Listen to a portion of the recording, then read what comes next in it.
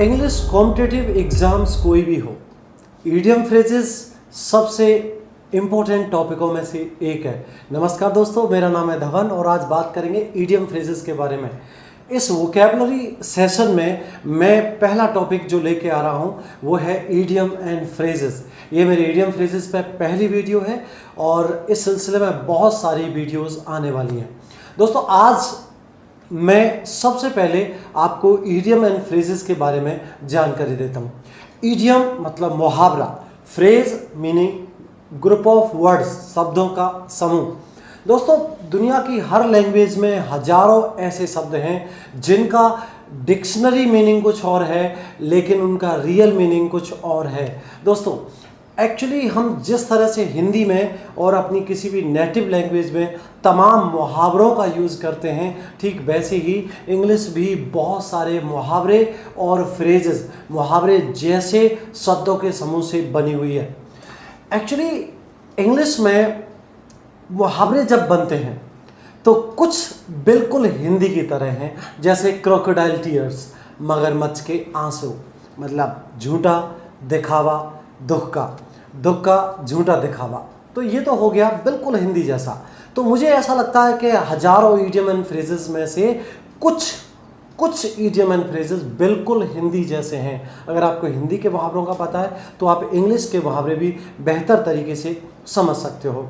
Number 2, दूसरे कुछ मुहावरे हैं जिनका आपको समझने की बिल्कुल आवश्यकता नहीं है। अगर आप उनका ट्रांसलेशन करोगे तो ईजिली आपको समझ में आ जाते हैं। बहुत सारे ऐसे मुहावरे हैं। तीसरी बात जो बड़ी इंटरेस्टिंग है वो है बहुत सारे इंग्लिश के मुहावरे इंग्लिश लिटरेचर से ड्राइव होते हैं। वो किसी एपिक के, किसी बुक के, किसी नोवेल के, किसी राइटर के कैरेक्टर के ऊपर बनाए गए हैं। आज अगर हम ओल्ड इंग्लिश लिटरेचर की बुकों में जितने भी कैरेक्टर थे उनकी कोई कहानी थी, उन पर बहुत सारे बने हुए हैं। उस पर मेरी स्पेशल एक वीडियो आएगी, ईडियम ऑन माइथोलॉजिकल स्टोरीज, तो उसको अलग से देखिएगा। आने वाले टाइम में वो आएगी जिस पर मैं कहानियों की बात करूँगा, ऐसे मुहावरों की बात करूँगा जो लिटरेचर से ही आए। और दोस्तों, कुछ मुहावरे इतने फ़नी हैं इंग्लिश में जो आप भी सुनोगे तो हंसोगे। जैसे एक मुहावरे का मैं जिक्र करता हूँ, हमारे यहाँ होता है ब्रेक अ लेग। कौन सा मुहावरा है? Break a leg. अब हम हिंदी करें तो उसका अर्थ होगा तोड़ना एक टांग को, अर्थात टांग तोड़ देना। नहीं, बिल्कुल नहीं। इस मुहावरे का अर्थ है बेस्ट ऑफ लक। किसी एग्जाम में जब आप जाते हैं तो आज के बाद आप बेस्ट ऑफ लक की जगह किसी भी इंसान को कह सकते हैं ब्रेक अ लेग। क्या बोल सकते हैं? ब्रेक आ लेग।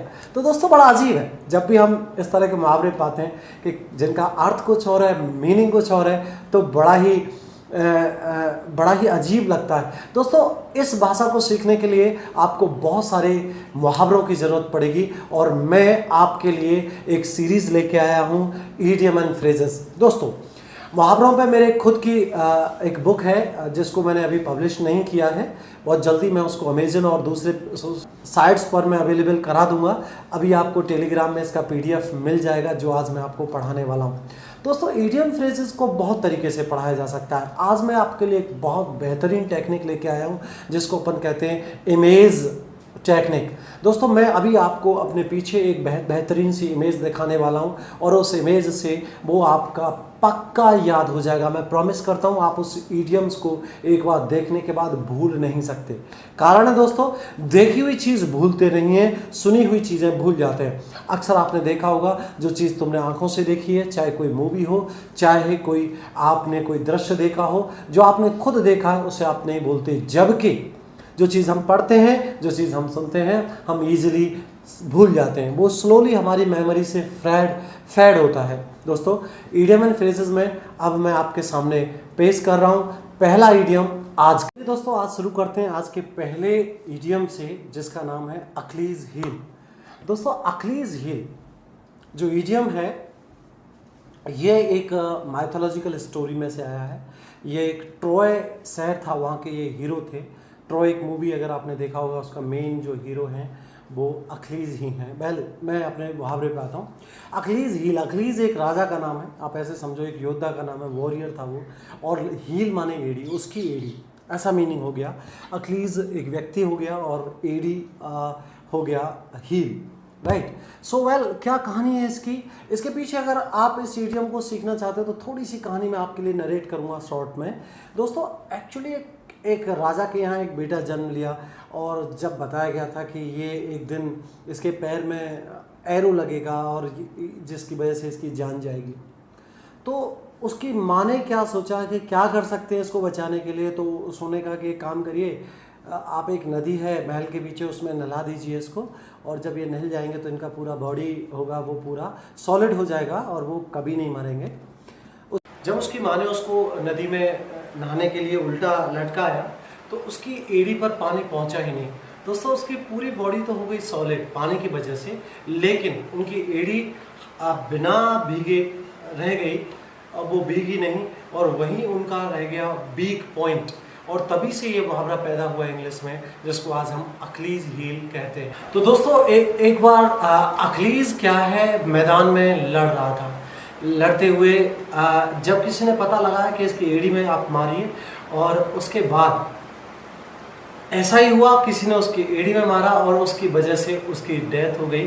तभी से एक मुहावरा बन गया इंग्लिश में किसी कमजोरी के लिए, जिसको हम बोलते हैं अखलीज हील। आज के बाद जब भी आप किसी चीज़ को अगर कमजोर पहलू या पक्ष कहना चाहते हो तो आपको कहना चाहिए कि this is not my Achilles heel, या English is not my Achilles heel. इसका मतलब हुआ कि आप कहना चाहते हैं कि इंग्लिश मेरा कमजोर पहलू नहीं है। इसके बाद मेरे पास अगला इडियम है जिसका नाम है Argus eyed. Argus was a डेबल। आर्गस एक दैत्य का नाम है, ये भी एक माइथोलॉजिकल स्टोरी में से आया है। मैं इस पर डिटेल बाद में बात करूँगा, लेकिन अभी मैं जो बताता हूँ एक्चुअली इसका फीचर मुझे बताना पड़ेगा। ये आर्गस था, इसकी पूरी बॉडी पे, जैसा आप इस इमेज में देख सकते हो, इसकी पूरी बॉडी पर आईज थी, आँखें थी। ही कुड लुक एवरीवेयर, वो कहीं भी देख सकता था, आगे पीछे। उसको आर्गस आइड कहते हैं, इसका मीनिंग आर्गस जैसी आंखों वाला। तो दोस्तों आपको क्या समझना है, आगस, इसके बारे में कहानी भी है कि आज जो मोर की इसकी जो आँखें बाद में निकाल दी गई, और उनको जो मोर होता है उसकी पंखों पे जो आज हम देखते हैं वो आर्गस की आँखें हैं। वो तो बहुत सारी उसके पीछे माइथोलॉजिकल स्टोरीज हैं जो मैं बाद में बात करूँगा, लेकिन ऐसी कोई आंखें वाला है जो आर्गस जैसी हैं, अर्थात वो व्यक्ति बड़ा चौकन्ना है, चारों तरफ ध्यान रखता है, he is a very careful observant, he looks everything very carefully. ऐसे व्यक्ति को हम बोलेंगे आर्गस आइड। कैसे बोलेंगे, आर्गस आइड। ही इज़ जैसे मैं बोलूँ कि he is very argus eyed about his family. तो आर्गस आइड का मतलब हो गया चौकन्ना, या ऐसा व्यक्ति जो बड़े क्लोजली नज़र रखता है चीज़ों पे। तीसरा फ्रेज मेरे पास सारा दोस्तों आता है, that is called acid test. कौन सा है, acid test. Acid test, acid मतलब तेजाब, तेजाब को बोलते हैं, टेस्ट मीनिंग जांच।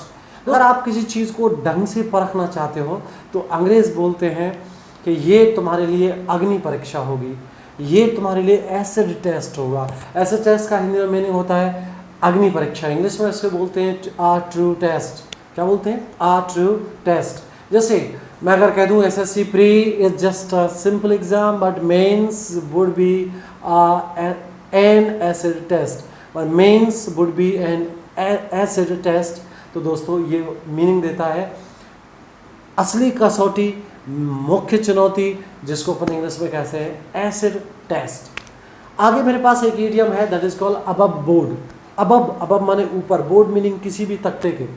दोस्तों ये जो इडियम है ये निकल के आया है ताश खेलने के उस बोर्ड से जिस पर अपन बैठ के खेलते हैं, डैश से।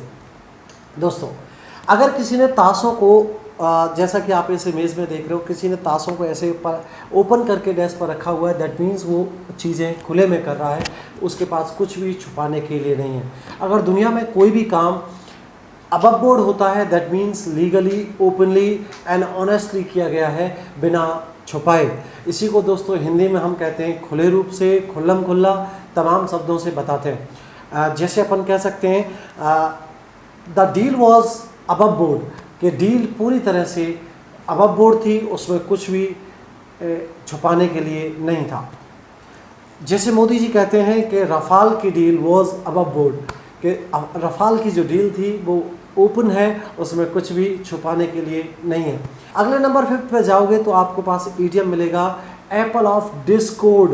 दोस्तों एक वर्ड आ रहा है एप्पल सेब, डिस्कॉर्ड माने झगड़ा, झगड़ा। दोस्तों झगड़े का सेब, ये शब्द कहाँ से आया होगा?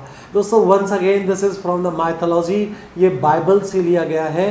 सेब ही है जिसके कारण इंसानों को स्वर्ग से हटा दिया गया था। आप फॉरबिडन ट्री से ये सेब खाने की कोशिश कर रहे थे, इसके लिए आपको बाइबल देखना चाहिए। खैर मैं आता हूँ काम की चीज़। हमें स्वर्ग से, इंसानों को गॉड ने स्वर्ग से बाइबल में बताया गया है कि एप्पल की वजह से दूर किया था, तो झगड़े की जड़ हुई एप्पल। या आप ऐसे भी याद कर सकते हो कि बच्चे एप्पल की वजह से लड़ते हैं घरों में, है ना। छोटे बच्चे एक एप्पल की वजह से लड़ते हैं, right. So Apple of Discord meaning हो गया झगड़े की जड़, the cause of dispute, cause of quarrel, cause of disagreement, इसके मीनिंग होते हैं दोस्तों। जैसे मैं अगर आपसे कहूं कि Pangong lake is the Apple of Discord between India and China. दोस्तों अगला मेरे पास इडियम है इसके बाद एप्पल ऑफ वंस आइज। दोबारा सेब से बात हो रही है। एप्पल ऑफ वंस आइज, किसी की आंखों का तारा। हम इस मुहावरे को हिंदी में बोलते हैं, हमारे यहाँ कहते हैं आंखों का तारा। अंग्रेज़ों का मीनिंग जो होता है वो होता है आंखों का सेब। इसका मतलब होता है कि कोई व्यक्ति अगर किसी की आंखों का तारा है, ही इज़ वेरी फेवरेट और he is very dear to him. अगर कोई किसी का डियर और फेवरेट है तो उसे इंग्लिश में कहते हैं एप्पल ऑफ आइज़। इस चीज़ को हम घरों पर बोलते हैं, my brother is apple of my mother's eyes. मेरा भाई मेरी माँ की आंखों का तारा है। इसके बाद अगला मेरे पास मुहावरा आता है ऑल डक इन अ रो। ऑल डक, सारी बतखें, रो मीनिंग क्रम में। दोस्तों अगर आपने देखा होगा तो जो डक होती हैं वो जब चलती हैं, पानी पर तैरती हैं, तो आपने देखा होगा उनके साथ में उनके बच्चे, उनकी फैमिली साथ साथ में चलती है। उसे कहते हैं well organised in a well mannered. अगर कुछ भी दुनिया में वेल मैनर्ड है, वेल ऑर्गेनाइज्ड है, तो उसे अपन बोलते हैं ऑल डक इन आ। इसके बाद जो अगला मुहावरा आता है वो है एन आर्म चेयर जॉब। दोस्तों आर्म चेयर, ऐसी आर्म चेयर आरामदायक कुर्सी को बोलते हैं। तो दोस्तों ऐसी कोई जॉब जिसमें आरामदायक कुर्सी मिल रही है, करने के लिए बहुत कुछ नहीं है, ऐसी नौकरियां जिसमें हाईली पेड होते हैं। और इसके बाद लास्ट में मेरे पास इडियम है afraid of one's shadow. Afraid of डरना, और वंस शैडो अपनी ही परछाई से।